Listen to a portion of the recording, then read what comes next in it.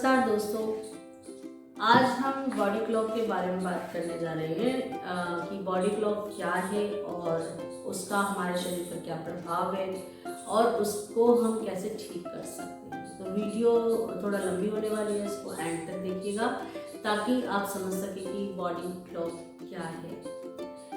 Body clock इसको हम circadian rhythm के नाम से भी जानते हैं।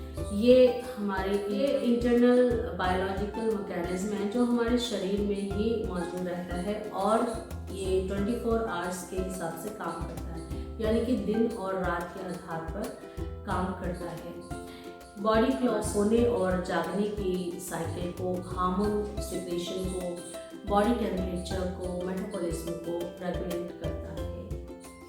बॉडी क्लॉक दिन की रोशनी और रात के अंधेरे से प्रभावित होती है, जिसका नियंत्रण हमारे दिमाग के छोटे से भाग SCN के द्वारा किया जाता है।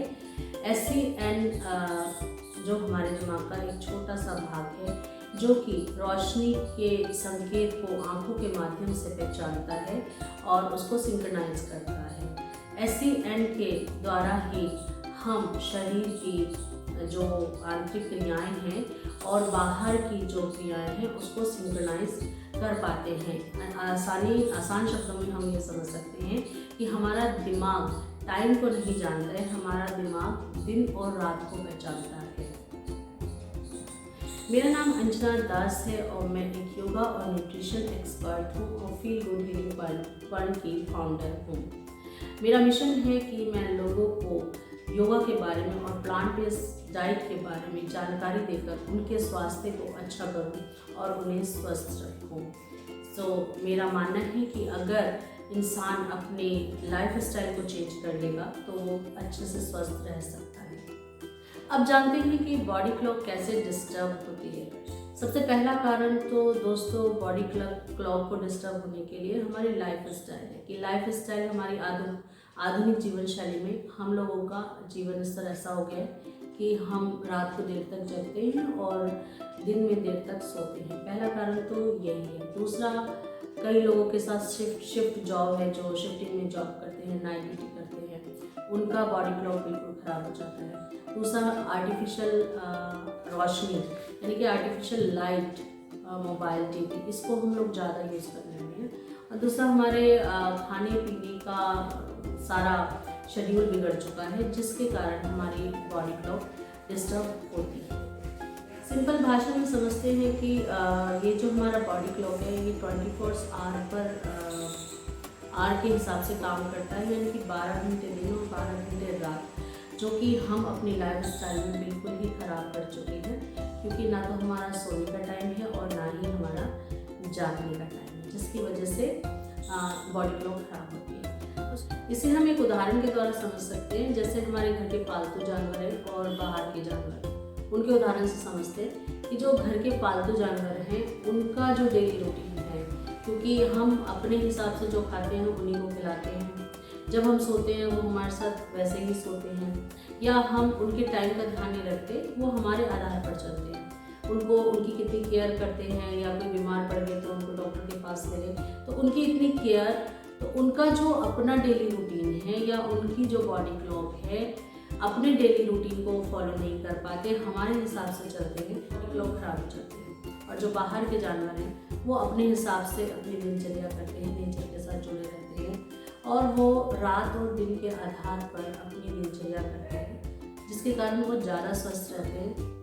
बनस्पत हमारे जो घर के पालतू जानवर होते हैं वो जल्दी बीमार पड़ते हैं और जल्दी उनकी लाइफ ख़त्म हो जाती है। ऐसे ही हम उस पर सोच सकते हैं, कई इंसान ऐसे होते हैं जो अपनी डेली रूटीन, डेली लाइफ को बॉडी क्लॉक के हिसाब से चलाते हैं। वो टाइम पे सोते हैं, टाइम पे जागते हैं और बाकी दिनचर्या बिल्कुल नेचर के अनुसार करते हैं, तो उनकी लाइफ अच्छी होती है और वो स्वस्थ रहते हैं।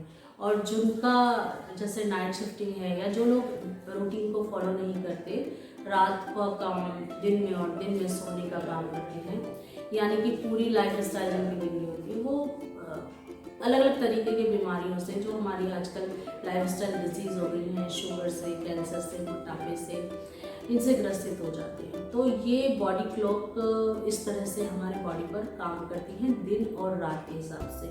इस प्रकार अब हम समझ चुके हैं कि जंगल के जानवर और बाहर के जो जानवर हैं रोड के और हमारे पालतू जानवर, उनकी लाइफ स्टाइल में कितना अंतर है। जो जंगल के जानवर हैं उनको कभी भी हॉस्पिटल या किसी डॉक्टर की ज़रूरत नहीं पड़ती, लेकिन हमारे जो पालतू जानवर हैं उनको हमें डॉक्टर के पास ले जाने की ज़रूरत पड़ती है। अगर हम अपना रूटीन ठीक करेंगे तो हम उनके साथ भी न्याय कर सकते हैं, उनका स्वास्थ्य भी ठीक रख सकते हैं, ताकि उन्हें जल्दी से हॉस्पिटल जाने की ज़रूरत ना पड़े। और अब यहाँ पर ये भी कहना चाहूँगी, जो हमारे बुजुर्ग थे वो भी दिन और रात के हिसाब से अपने खान पान का ध्यान रखते थे। वो जल्दी सो जाते थे और जल्दी उठकर अपनी दिनचर्या करते थे।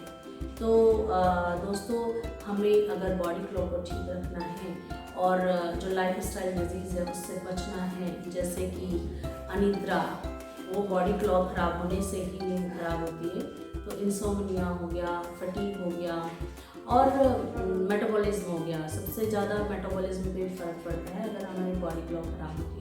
मैंने पिछली वीडियो में भी बताया था कि हमें नेचर से जुड़ना पड़ेगा और नेचर के अकॉर्डिंग ही काम करना पड़ेगा, जैसे हमारे बुजुर्ग लोग करते हैं। अब हम समझते हैं कि बॉडी क्लॉक को हम मेंटेन कैसे कर सकते हैं, क्या ऐसे उपाय करें कि हमारी बॉडी क्लॉक ठीक तरह से काम करे। तो दोस्तों, सबसे पहले रात को सोने का एक निर्धारित समय अपना फिक्स करें, यानी कि अगर आप 10 बजे सो रहे हैं तो रोज़ उसी समय पे आप सोएं।